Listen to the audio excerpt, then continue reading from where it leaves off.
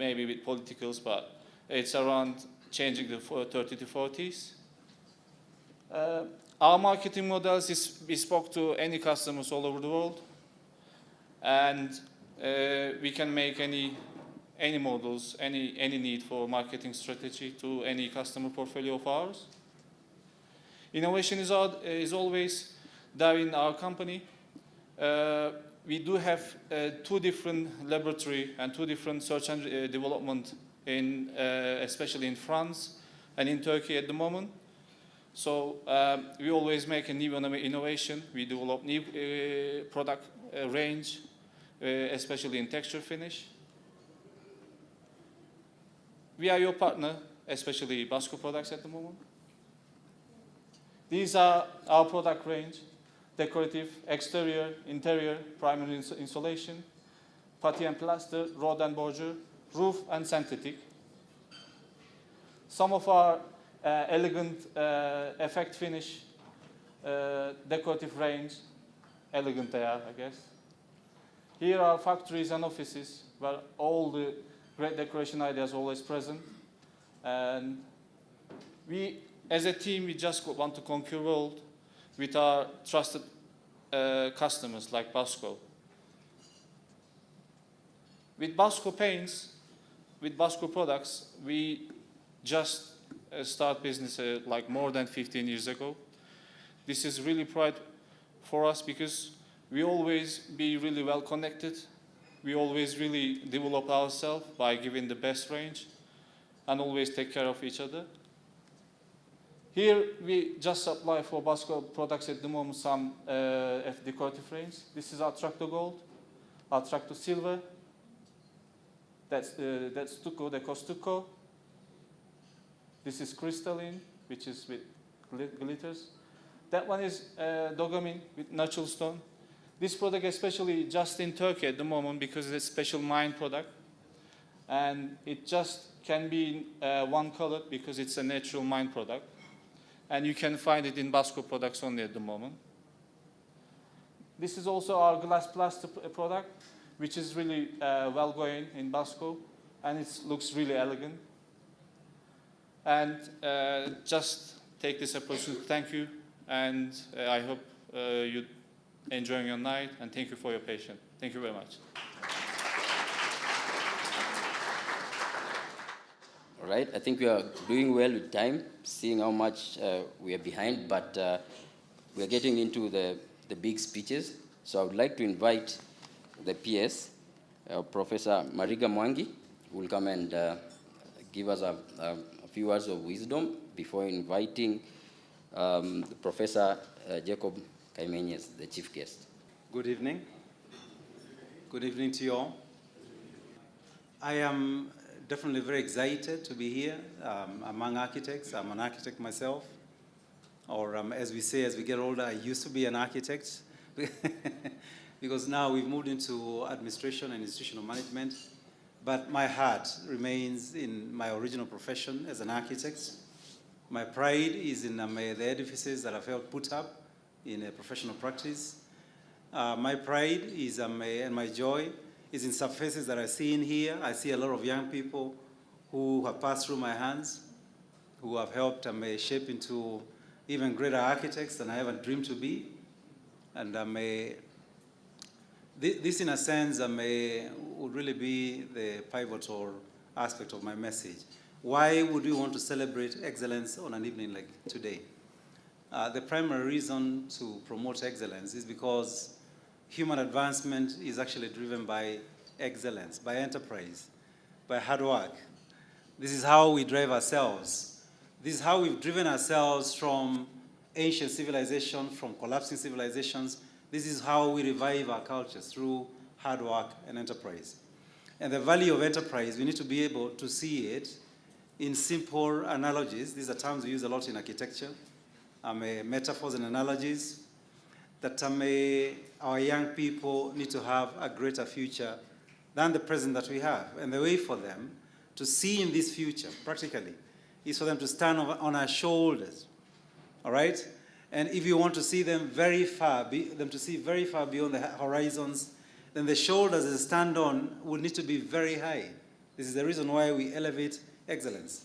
This is why in architecture, when we're being taught in school, and I'm excited to see, even in professional practice here today, we want to elevate the best example of architecture so that young people can look at it, like we did in the slides, being taught by Akina Kalanda in school, Khan.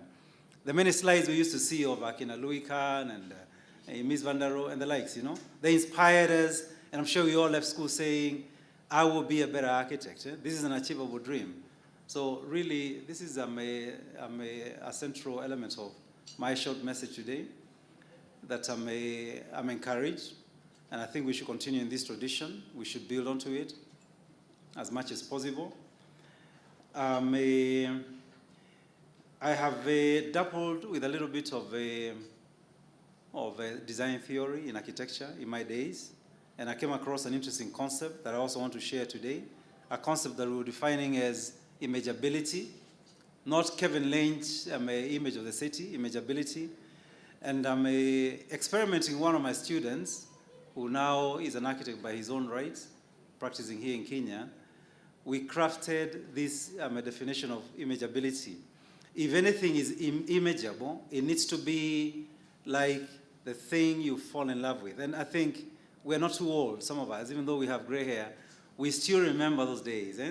When you're walking in the streets, if you're a man, and lo and behold, your heart will begin to flutter, and you lose your direction because a lady is passing by, and the vice versa. And what happens? You know, you're walking, and you lose sense of wherever you walk into. So you're walking, and you stumble because you keep looking behind, all right? The image has captured you. It's cornered your emotions. And in the evening when you go to bed, you're dreaming about it. And tomorrow in class, you're confused. So we coined that reflection of what imageable architecture should be. Imageable architecture should provoke an emotion that captures your imagination and you keep wanting to look back. And I think architects have had that sort of experience with design. That every time you pass an edifice that captures your imagination, you keep wanting to look back. You keep wanting to look back. And that's when you take your camera and capture it, and then you try and introduce it into your design. So finally, I really do hope I will not be hijacking the orientation of this caucus today, but I want to acknowledge the presence in our midst of our fathers in architecture in here, who taught us in schools. I just mentioned a few names that come to mind. In the professional world, I know we were inspired here by names like Douglas Marshalls. They did very interesting buildings in the early days, all right? By Jimmy Archer, who taught us in the university and took us through the mill in those 5 years of very long hours in the university. There is Owero Senior. I don't know if he's around. And if he is, can we recognize him? Mr. Owero Senior? Yes. Yeah, Mr. Owero Senior will really be one of the first African architects and he's been an inspiration to others that are mentioned in here, Kimathi, Stanley Kimathi, and others who employed us. They basically passed through his hands, and he's the first one to show Imagine Kenya that we can do it. So even as we celebrate excellence, I feel it's important to recognize this sort of people. I want to mention the three Motisos, Daniel, Ruben, and David Motiso. All right, and I have a particular attachment to David Motiso, and I want to share a story. I was loitering in the offices of the Postal Corporation, where I didn't know he was the chief architect, and we were there walking and declaring how we shall be one day architects. And this gentleman came into the corridors and called us into the office and offered us a cup of tea. If he's here, is he here? He's here? He's not.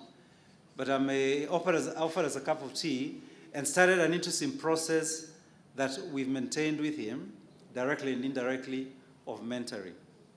All right, he talked to us and encourages us, and thereafter, on a yearly basis, would actually visit his office. And for me, it was a lot of pride to interface with such an important architect. So I'd also want to recognize other greats that were among us. I think those of you who passed through Nairobi University will remember our late mentor, Kurura Vaki, who passed away. He imparted a lot in us. He poured himself into us. one unique person who would sit with us in the studios until very late at night and set interesting examples for Khan when they were much younger to come and join in that business. There was Chaya and Mefat and others. So I would really want to urge the caucus of architects that as we continue recognizing excellence, we try and set up a format of recognizing this sort of people who've really been trailblazers for the rest of us into a kind of a hall of fame to consider possibilities of setting up a museum so that we can immortalize these sort of people. And in doing so, then we declare very clearly, this is a benchmark that everybody else might rise up above.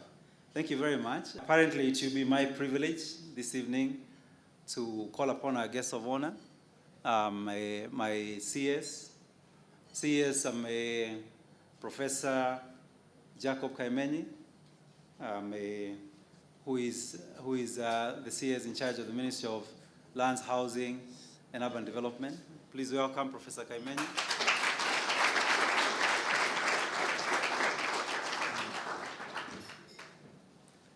The Principal Secretary, State Department of Public Works, Professor Architect Paul Maringa, the Chairman of the AAK, Architect Wawero Gadecha.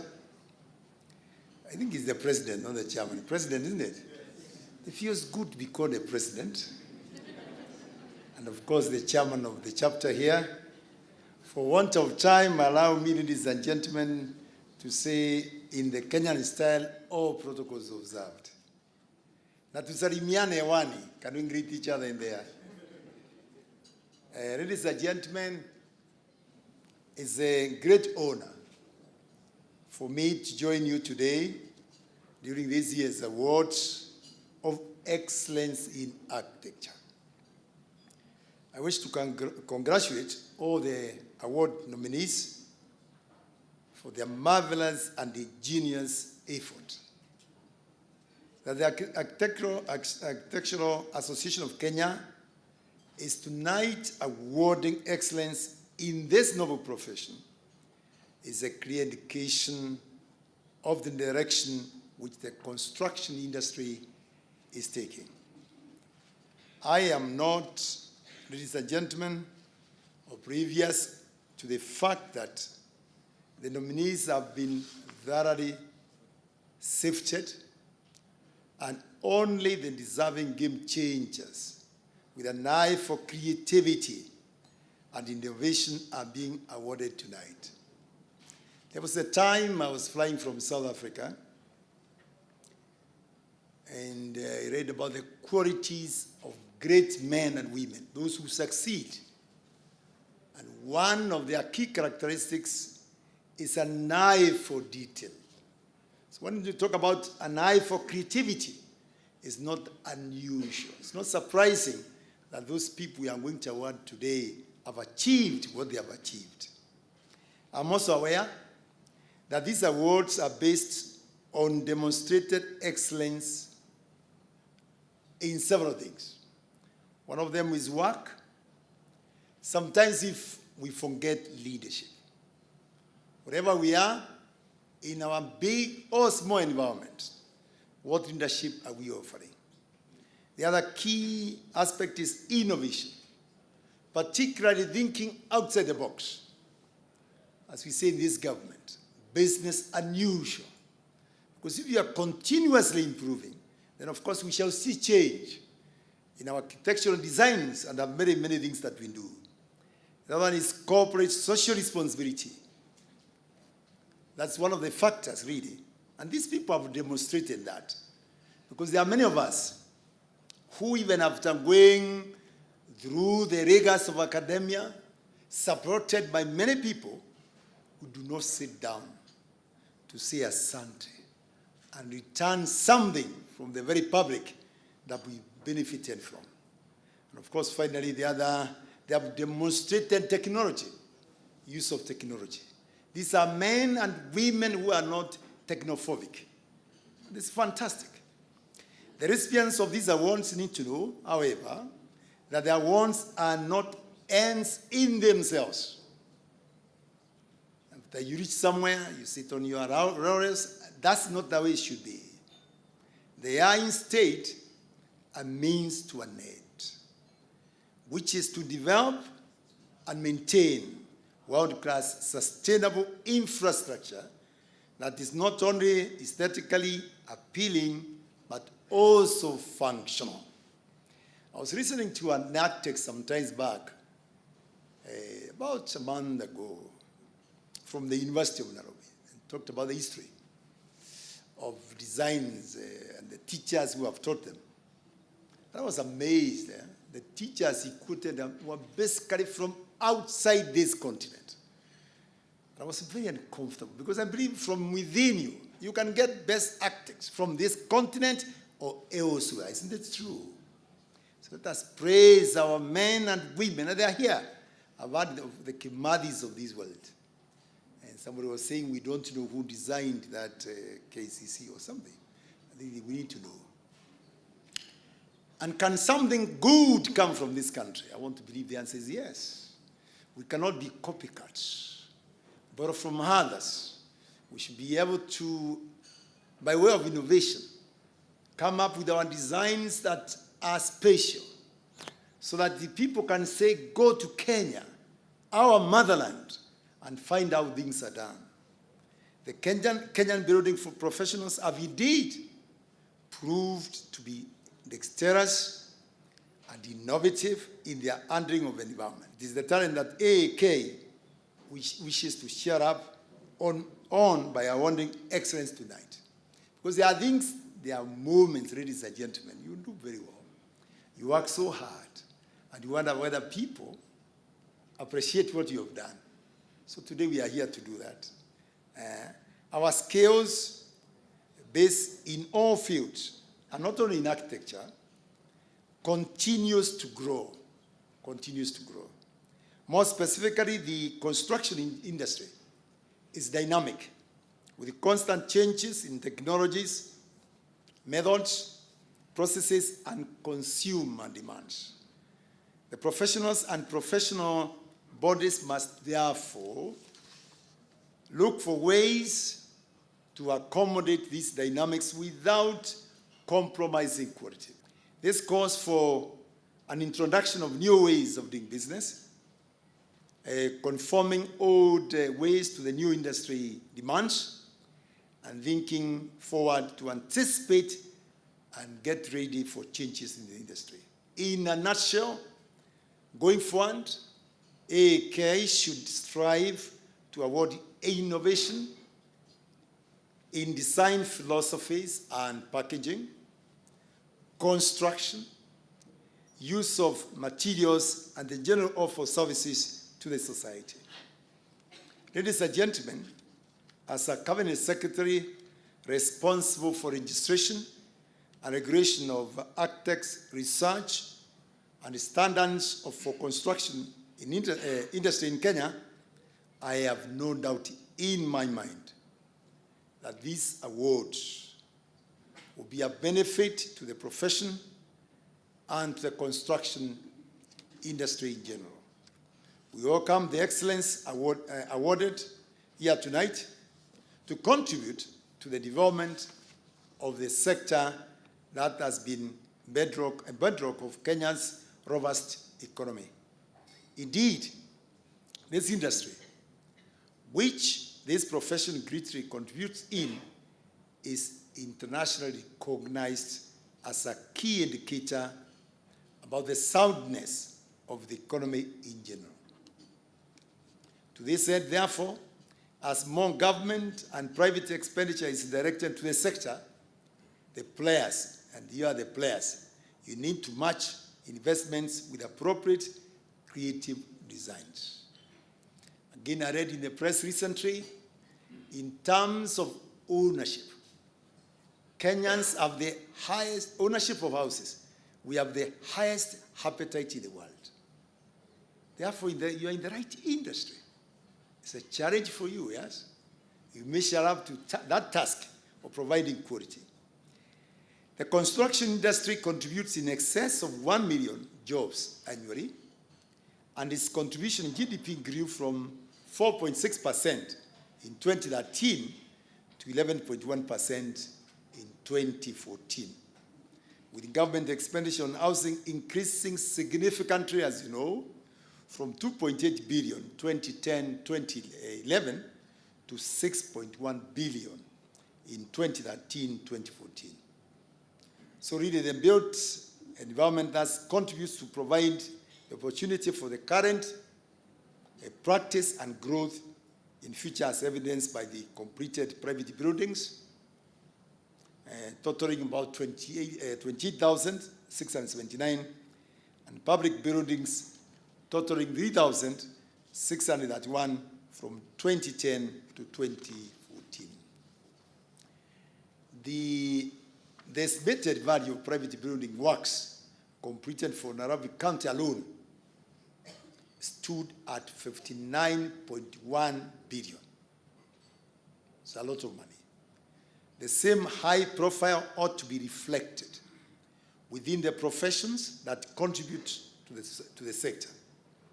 It is incontestable reality that these awards are a combination of positive interactions amongst all players, including training institutions, the regulatory authorities, professional bodies, and the private sector and the public sectors as consumers of these services. We want to call upon many more people to sponsor this type of activity so that we can encourage our people, really. It's a way of motivating others to excel. And as we excel, of course, we improve quality, we improve our standards. This is an indication of emerging and strong partnerships that the industry must necessarily contribute to drive forward. Mission benefits from such partnership, of course, should be exploited optimally and cascaded downwards to all players in the industry. Distinguished guests, I have no doubt that as a professional body, this association is keen to mainstream professional integrity in the practice of the various professionals it represents. In realizing this cardinal aspiration, I want to urge all of you that you observe inclusivity in all your endeavors. Inclusivity. Representation from all counties and across gender and age divides ought to be observed. So if I walked into a company, for example, or into this association, I win gender sensitive. I know there are very few ladies who are in this profession, very small percentage. That notwithstanding, we must be seen to encourage them to participate, to be our members, isn't it? But if we just take that advantage and say this is a man's world, and we do not involve them, it will be very unfortunate. So inclusivity. I urge, again, the association to explore innovative ways of embracing the unregulated professionals, the quacks, into the mainstream with an ultimate aim of achieving full regulation for the industry. In this aspect, again, let us be our brothers and sisters keepers. If there are quacks near you, please shout. There's no need of being scared to speak the truth, even as sometimes at risk. At risk because maybe if you report them, they might hurt you somehow. Such rehabilitation of unregulated professionals is a key interface that my ministry seeks to tap and hopefully upscale to the other professionals working in the delivery of its mandate. My ministry is keen to entrench best practice in its endeavors and will, as such, observe an open policy where consultative decision-making is the mantra. Our previous engagements attest to this fact. For example, my consultative meeting recently with the professional bodies represented the ministry held on 19th of the last month, where novel ideas were discussed and agenda set for subsequent interactions. We want to maintain this, particularly in terms of follow-ups. People do meet and have wonderful ideas. This country is known for that. But sometimes these wonderful ideas become archival. They are shelved someplace for want of action. But if there's somebody to follow up these brilliant ideas and implement them, then we shall make a difference. People might even be very brilliant, very intelligent. But those of us who go very far in life are those who implement that which we are put in black and white. And I hope that is what we shall be doing. This event tonight, ladies and gentlemen, is one fulfillment of the many promises we made that day when we met. That where possible, my ministry will grace the association's events. So further, I'm aware that this association has sustained regular consultations with the state departments of public works. And you are very privileged, very lucky to have a new principal secretary so that there is more focus now on matters of public works. One of your own, this professor like me, apigiwa makofi ya kilo pia. I've heard him talk and I know he means what he says.